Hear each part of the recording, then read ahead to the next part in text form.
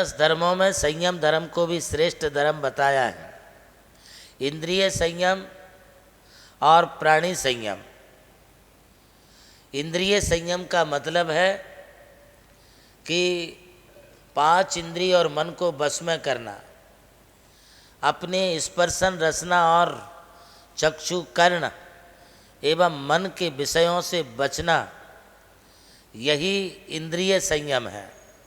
जिस प्रकार एक कछुआ यदि उसे कहीं से कोई आहट आती है तो अपने हाथ पांवों के लिए संकुचित कर लेता है, इसी प्रकार से संयमी साधु भी अपने 5 इंद्रिय और मन के लिए वो भी संकुचित कर लेते हैं। अपनी इंद्रियों को आवारा नहीं छोड़ते हैं। यदि इंद्रियों को हम आवारा छोड़ेंगे, मन को चंचल बनाएंगे, तो हमारा संयम चला जाएगा। और एक बार यदि संयम चला गया तो पुनः इस संयम की प्राप्ति करना बहुत दुर्लभ होता है। इसलिए संयम को पालन करने के लिए सबसे पहले मन को बस में करें।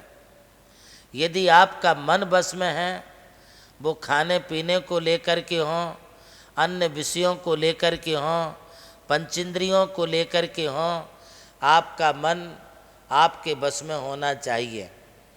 देखिए, वैराग्य जो होता है वो असंयम से, संसार से, विषय भोगों से वृत्ति के लेकर के होता है। उसी का नाम वैराग्य है। और जब वैराग्य होता है तो वह संयम के मार्ग पर चलता है। अब संयम के मार्ग पर जब चलता है, अब उसे किसी प्रकार की कोई इंद्रिया शक्ति, शरीर की आसक्ति नहीं रह जाती है। उसके मन में कोई भी विषयों के प्रति राग नहीं रहता है। जिस प्रकार से इंद्रिय संयम चाहिए, मन संयम चाहिए, वह इसलिए चाहिए कि जैसे कोई गाड़ी चलती है तो उसमें ब्रेक होना आवश्यक है। गाड़ी कितनी भी अच्छी हो किंतु ब्रेक ना लगे तो गाड़ी कहीं भी टक्कर मार सकती है, एक्सीडेंट हो सकता है।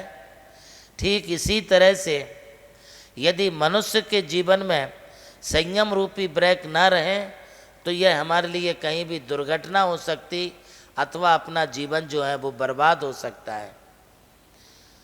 स्पीड ब्रेकर होते हैं, वे गाड़ी को कंट्रोल करने के लिए होते हैं। हमें भी अपने जीवन में अपने मन पर एक स्पीड ब्रेकर लगाना चाहिए, जिससे भागता हुआ चंचल मन इधर उधर ना भटक जाए।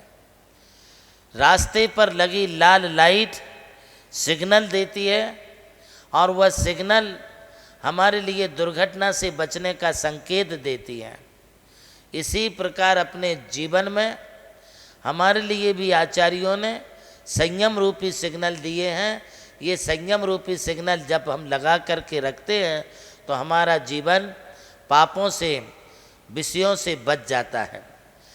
प्राणी संयम भी हमारे संयम का एक परिष्कृत रूप है, जिसमें पंच स्थावर काय जीवों की रक्षा करना और त्रिस्काय जीवों की रक्षा करना, पृथ्वी जल अग्नि वायु वनस्पति, ये पंच स्थावर जीव हैं। इन जीवों के लिए संयमी के द्वारा किंचित मात्र भी कोई तकलीफ नहीं पहुंचाई जाती है, क्योंकि संयमी जानता है कि इन पृथ्वी जल अग्नि वायु में असंख्यात जीव होते हैं, वनस्पति में अनंत अनंत जीव होते हैं।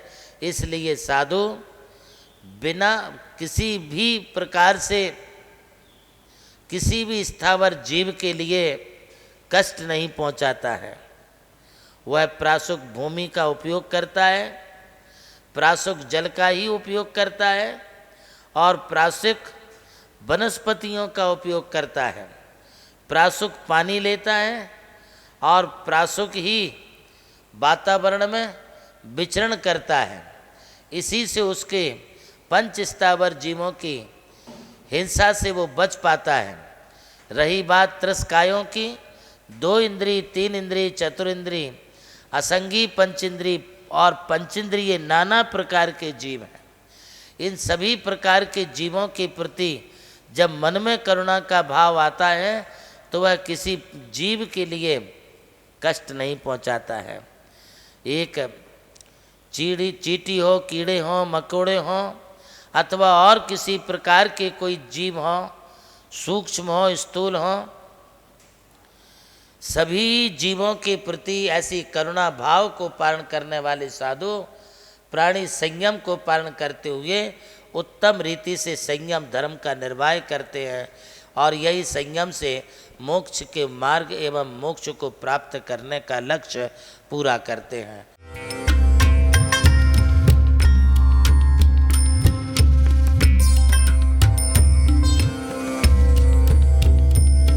जैन धर्म केवल धर्म नहीं, जन जन का धम है। यही है इस धर्म की संस्कृति।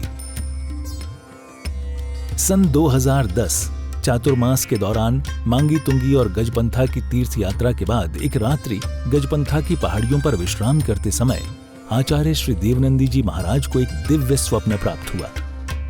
स्वप्न में उन्होंने देखा कि एक ऐसा तीर्थ जिसकी कोई कल्पना भी नहीं कर सका था, एक ऐसा स्थान जहां पंच परमेष्ठियों की भव्य मूर्तियां हों, एक ऐसा समव शरण जो समर्पित हो जैन धर्म की शाश्वत परंपरा को।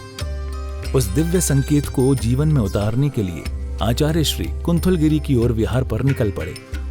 वहां एक श्रद्धालु ने अपनी भूमि पूज्य गुरुदेव को समर्पित की और यहीं से आरंभ हुई मुंबई आगरा हाईवे NH3 स्थित णमोकार तीर्थ के निर्माण की महायात्रा।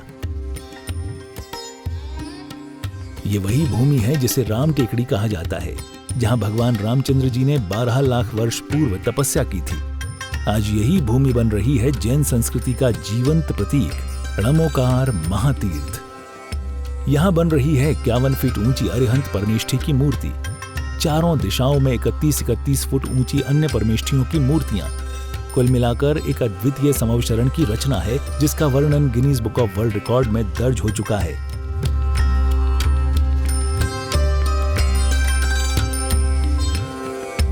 इस भव्य मंदिर जी में स्थापित किए जा रहे हैं 24 तीर्थंकरों के 24 मंदिर, पंचमेरु, नंदीश्वर द्वीप, नवदेवता और 64 रिद्धि मंदिर, सप्तऋषि मंदिर और गोमटेश्वर बाहुबली, संवेद शिखर जी की झलक और क्षेत्रपाल मंदिर। यहाँ पर अब तक 250 से अधिक कमरे निर्मित हो चुके हैं, जिनमें 75 साधु साध्वियों के लिए एवं यात्री निवास आधुनिक सुविधाओं से युक्त है। AC रूम, भोजनशाला, कैंटीन और विशाल गुरु मंदिर। णमोकार तीर्थ का भूमि पूजन 8 फरवरी 2014 को संपन्न किया गया था और आज लगभग 10 लाख स्क्वायर फीट से अधिक निर्माण पूर्ण हो चुका है और अब यह दिव्य तीर्थ अपने चरम आयोजन की ओर अग्रसर है। 2026 में जिन शासन के वरिष्ठतम आचार्य परम पूज्य साधना सम्राट गणाधिपति गणधराचार्य श्री कुंथु सागर जी महाराज के सानिध्य में एवं परम पूज्य प्रज्ञा श्रवण सारस्वताचार्य श्री देवनंदी जी महाराज की प्रेरणा एवं निर्देशन में 400 से अधिक साधुओं की उपस्थिति में आगामी 6 से 13 फरवरी 2026 में णमोकार तीर्थ का भव्याति भव्य अंतर्राष्ट्रीय पंच कल्याणक प्रतिष्ठा एवं महामस्तकाभिषेक महोत्सव का आयोजन होने जा रहा है। खुल रहा है पुण्य का द्वार, जो करेगा भव पार।